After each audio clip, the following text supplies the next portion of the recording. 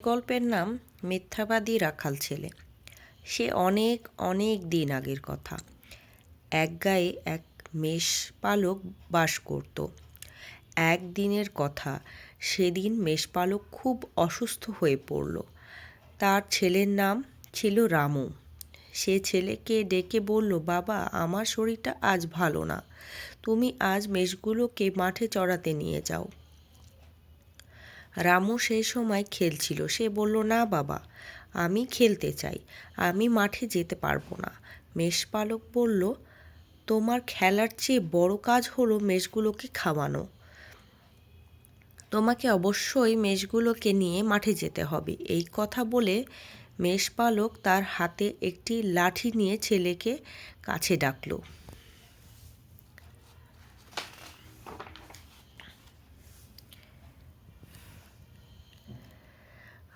রামু বুঝতে পারল তার বাবা কি বলতে চায়। সে জানে এখন যদি সে মাঠে না যায় তাহলে তার বাবা তাকে পিটুনি দেবে। অবশেষ রামু ভেড়ার পাল নিয়ে চলল মাঠে। তাদের গ্রামের চারিদিকে ছিল পাহাড় ঘেরা, আর তৃণভূমিতে ছিল সবুজ ঘাসের ছড়াছড়ি। যেদিকে চোখ যায় শুধু সবুজ আর সবুজ। সেখানে তার ভেড়াগুলো মনের আনন্দে ঘাস খেতে লাগলো। রামু ভাবল, ইস, আমার সব বন্ধুরা খেলছে আর আমি এখনো ভেড়া চড়াচ্ছি। কখন এর শেষ হবে আর কখন আমি বাড়ি ফিরে যাব। কিন্তু মেষ চড়ানো অনেক সময়ের ব্যাপার। রামু হাঁপিয়ে উঠল। সে একটি গাছের উপর বসলো এবং ভেড়াগুলোর দিকে দৃষ্টি রাখতে লাগলো।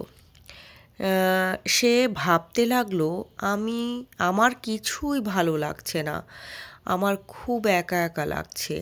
আমাকে কিছু একটা করতেই হবে যাতে এখানে গ্রামের সব লোক এসে জড়ো হয়। ব্যাপারটা দারুণ মজার হবে। রামু মনে মনে এক ফন্দি আটটালো।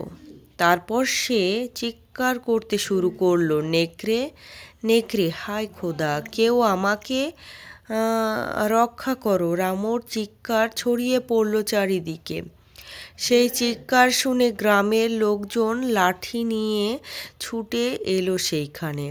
তাদের দেখে রামু হেসে গড়িয়ে পড়ল। সে বলল, হা হা হা, আমি তোমাদের সবাইকে বোকা বানিয়েছি, হি হি হি।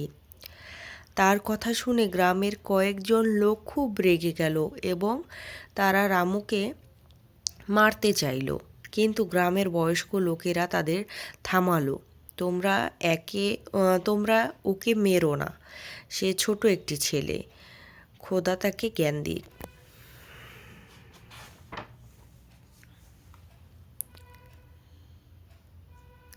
পরদিন রামু ভেড়ার পাল নিয়ে তাদের চড়াতে চলল মাঠে। ভেড়াগুলো মনের আনন্দে ঘাস খেতে লাগলো। রামু ঠিক গাছে উঠে বসলো।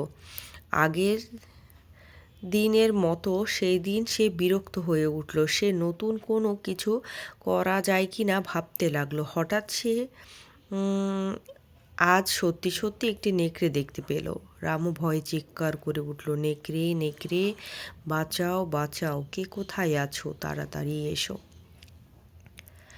রামু সাহায্যের জন্য চিৎকার করতে লাগলো, একটি নেকড়ে আমার ভেড়াগুলোকে মেরে ফেলছে, তোমরা এগিয়ে এসো, দয়া করে আমাকে সাহায্য করো। তার চিৎকার ছড়িয়ে পড়ল চারিদিকে, কিন্তু কেউ তাকে সাহায্য করতে এগিয়ে এলো না। সবাই ভাবলো রামু নিশ্চয়ই মজা করছে।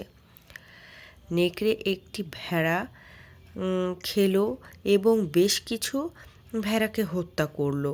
একটু ছলচাতুরি করতে গিয়ে বেশ ক্ষতি হলো রামুদের।